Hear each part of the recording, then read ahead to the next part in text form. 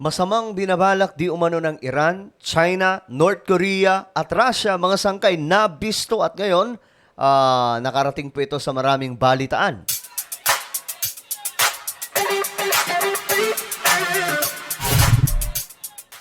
Okay, magandang oras po sa lahat ng mga nanonood at sa mga mahihilig po sa pandaigdigang balita. At ito na naman mga sangkay, oras na naman para magkwentuhan po tayo sa panibagong update ng world news. But anyway guys, before tayo magsimula, sa mga nanonood po dito sa YouTube, isubscribe niyo po yung ating YouTube channel. Ayan po, kung hindi pa po kayo nakakapag-subscribe, may makikita po kayong subscribe button sa ibaba.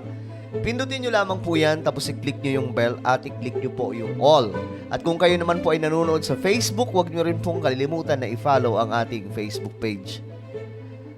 Okay guys, ito, pag-usapan mo natin kasi meron pong isang lumabas na information at lumabas po ito dahil po sa isang blog.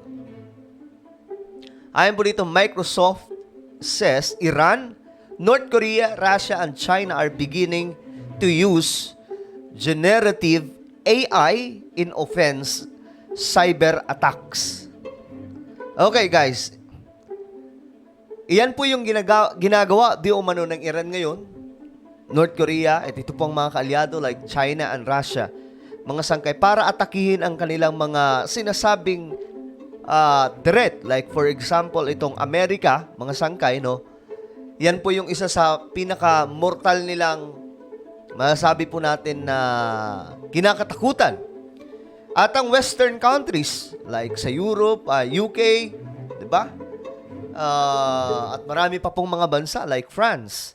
Isa po yan sa banta para po sa kanila. Itong apat na to kasi, mga sangka, itong Iran, North Korea, Russia, and China, ito po yung talagang solid, okay, na magkakakampi.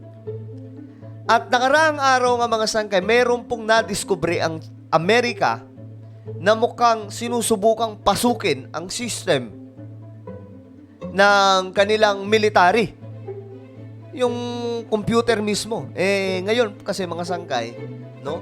Ano na tayo, nasa time na po tayo na modern na ang panahon and more on technology ang gumagawa para po sa marami. Halimbawa na lang, mga businesses, di ba?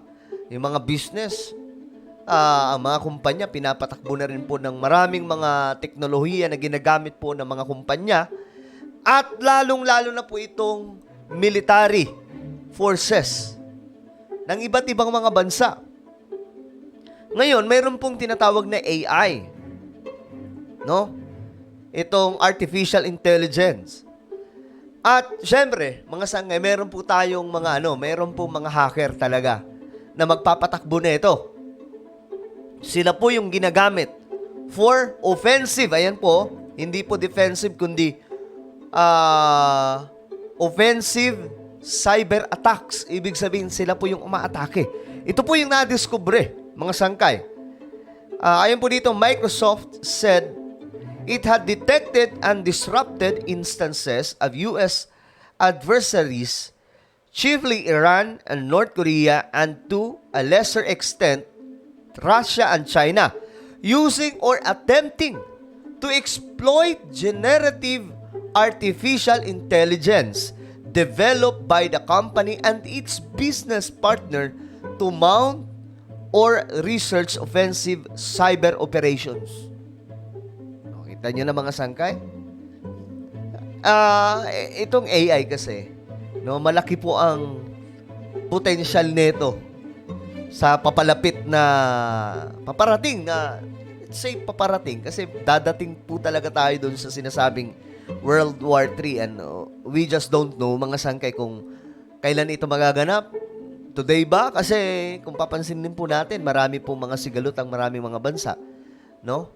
Pero well, hindi naman po natin mapipigil ang panahon kung dadating po talaga tayo sa puntong yun. Kaya nga lang, yan po ay magiging digmaan na po yan ng mga hacker, mga magagaling sa computer. Kasi halos karamihan na weapons pinapatakbo po ng computer.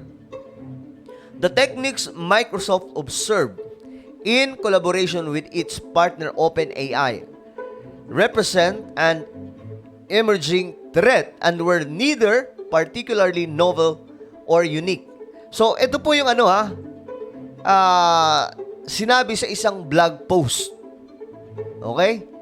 Na kung saan isiniwalat nga po dito yung plano o papaano po ginagamit, pinapagalaw ng mga kalaban po ng Western countries like China, Russia, North Korea, Iran, itong mga sinasabing cyber attacks sa maraming system ng military.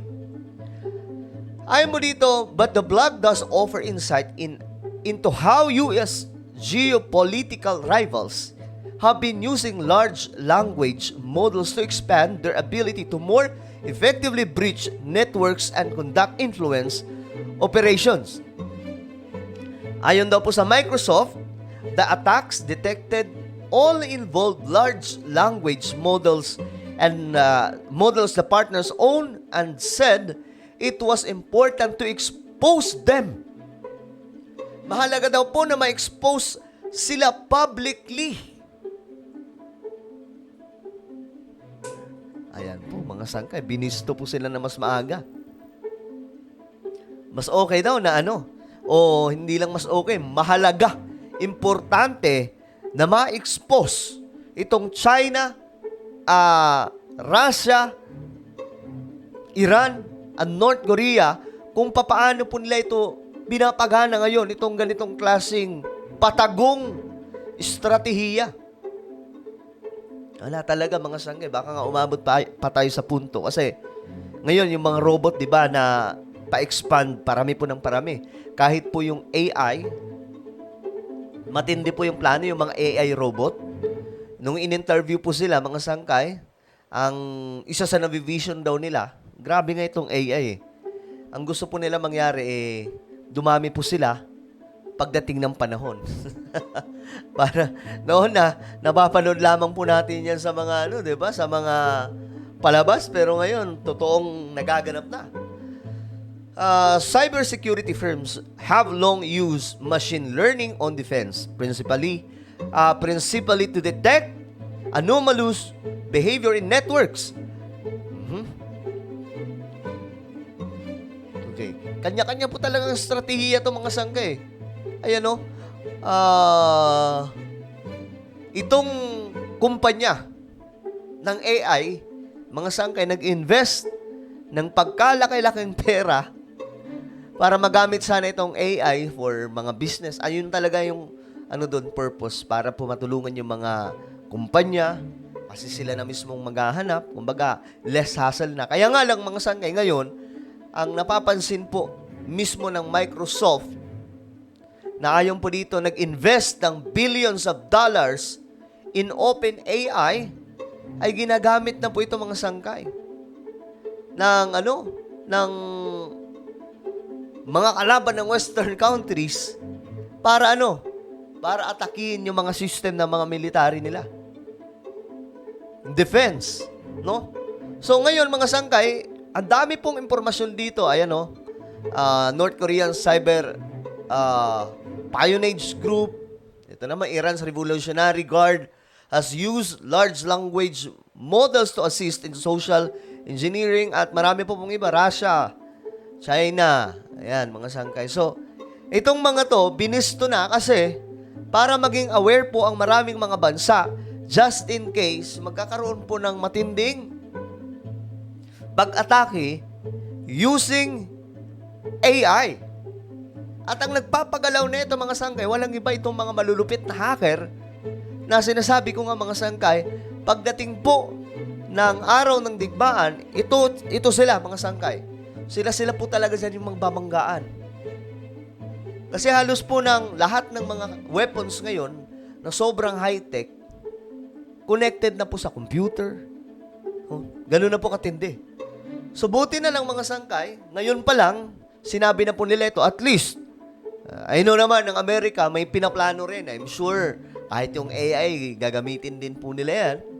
Pagdating po, kahit nga ngayon, ginagamit na po nila yan. Pero, mas maganda na alam po ng lahat, para aware, ang Western, lalong-lalo na po yung NATO, na itong mga to, itong apat na mga malalaki at malalakas na bansa na posibleng kumalaban sa Western, ay ito na po yung kanilang ginagawa. Pag nasira kasi yung system, ganito lang yan. Pag nasira yung system ng defense, ng halimbawa, UK, pag nasira po yun, mas magiging madali ang pag-atake ng mga kalaban nila, like China. Halimbawa, China, hinak nila yung system ng, let's say, Pilipinas. O kaya, ewan ko kung high-tech ba tayo, mga sangkay. Hindi pa po talaga ata tayo high-tech. Let's say na lang, China, hinak yung system ng, defense system ng Amerika. So, pag nahack po yun, na-control nila, mas madali po yung pagpapalipad ng nuclear, mga missile, at pag-atake po ng mga drones, mga sangkay. Ganun lang po kadali. Kaya ngayon, ito po yung pinaka ginagamit o pinaplano nitong apat na mga bansa na Russia, Iran, China, and North Korea. At ano po ang inyong opinion, mga sangkay? Tungkol tingin nyo ba itong Russia, itong apat na mga bansang to magiging successful sa kanilang paggamit sa AI? Laban po sa kanilang mga kalaban? I-comment po sa ibaba ang inyong mga opinion. At ayun, mga sangkay, pakasubscribe po yung isa kong YouTube channel, Sangkay Revelation. Hanapin nyo lamang po ito sa YouTube. Then click the subscribe, click the bell, and click all. So ayun, hanggang sa muli, lagi nyo pong tatandaan that Jesus loves you. God bless everyone.